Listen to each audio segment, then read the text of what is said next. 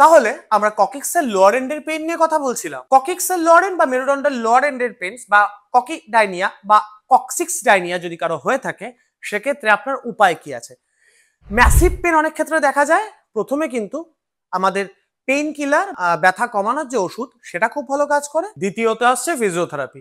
ফিজিওথেরাপিতে কি ঠিকঠাক ভালো ফিজিওথেরাপিস্টকে দিয়ে যদি স্ট্রেচিং, স্ট্রেংথেনিং এবং power up of the lower end of the spine, যদি ককিক্সের ঠিকঠাক রকম এক্সারসাইজ করা যায়, স্ট্রেচিং করা যায়, স্ট্রেংথেনিং করা যায়, সেক্ষেত্রে কিন্তু আপনার ককিকডাইনিয়া থেকে আপনি মুক্তি পেতে পারেন। আর তার সঙ্গে কি আছে, বর্তমান ফিজিওথেরাপির আরেকটা পার্ট ইলেকট্রোথেরাপির মধ্যে আল্ট্রাসাউন্ড, লেজার এবং আরো অত্যাধুনিক মোবিলাইজেশন বা ম্যানিপুলেশন টেকনিক যেগুলো আমরা ইউজ করে থাকি, তার সঙ্গে ড্রাই নিডলিং এবং আমাদের মোবিলাইজেশনের কারেকশন।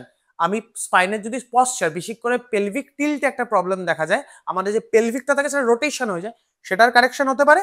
আর যেসব যানবাহনে আমাদের ঝাঁকুনি হয়, সেগুলোতে উঠবেন না, নিজের শোয়ার পশ্চার ঠিক করুন। যদি শোয়ার পশ্চার ঠিক, প্রপার ফিজিওথেরাপি, প্রপার মেডিকেশন এবং আপনার যে যানবাহন সেটাতে আপনি মেনটেন করতে পারেন, আপনি কিন্তু ককিক্সের লোয়ার এন্ডের পেইন থেকে নিজেকে মুক্তি রাখতে পারবেন। যারা প্রবলেমে ভুগছেন নিশ্চয়ই জানাবেন বা একজন ভালো ফিজিওথেরাপিস্টের সঙ্গে কনসাল্ট করবেন। সকলে খুব ভালো থাকবেন।